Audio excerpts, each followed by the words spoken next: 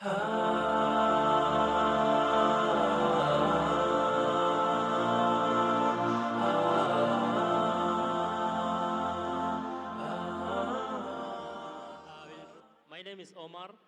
ismim Umar. Men dasturiy ta'minot ishlab chiqaruvchisiman va mening savolim erkaklar bir nechta xotinlarga uylanishi mumkin degan islom haqidagi noto'g'ri tushunchaga tegishli.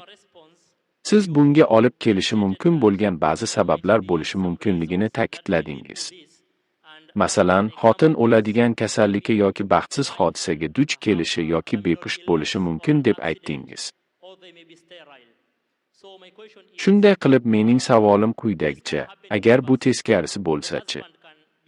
Eri bepusht kasal yoki davolab bo'lmaydigan kasallikdan aziyat chekishi mumkin bo'lsa, bunday hollarda mening bilishimcha ayol ikkinchi erga tegolmaydi.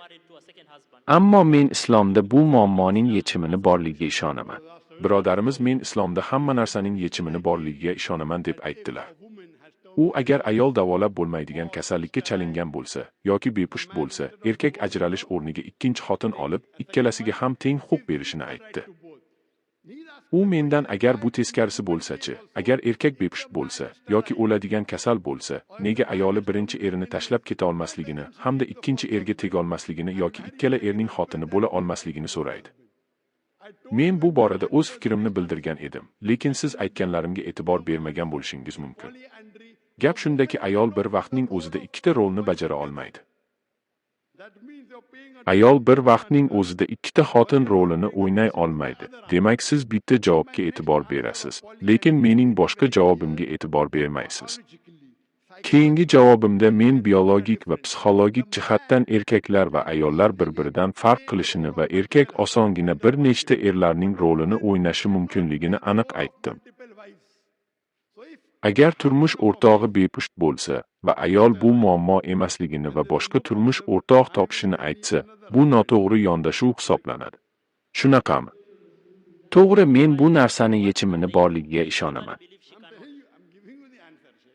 Men sizga shunday javob beraman. Agar turmush o'rtog'i farzand ko'ra olmasa va ayoli farzand ko'rishni istasa, unda osongina ajrashish mumkin.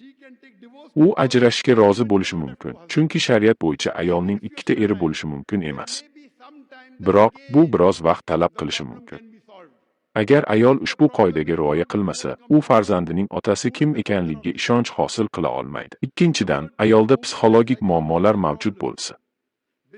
Bepushtlikdan tashqari, bu ayolda xotin rolini to'liq bajarishga imkon bermaydigan muammolar mavjud bo'lishi mumkin. Chunki ayol juda ko'p majburiyatlarga ega, shuning uchun u eplolmasligi mumkin. Agar eri bepusht bo'lsa, shariat qonunlariga ko'ra, ayol farzand ko'rish uchun ajrashish huquqiga ega.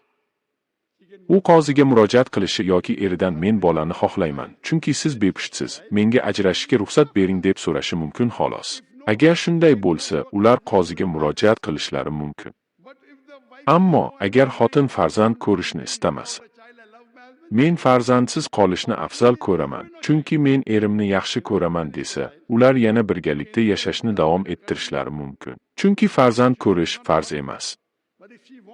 Agar u farzand ko'rishni istamasa, u eridan ajralishni so'rashi mumkin. Bunday holda u oilani yaratishga unchalik intilmaydigan odamni topishi mumkin.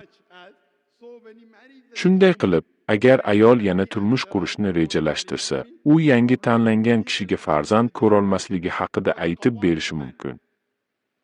Shundagina hech qanday muammo bo'lmaydi. Chunki er-xotin kelishgan holda turmush qurishadi. Umid qilamanki, savolingizga javob berdim.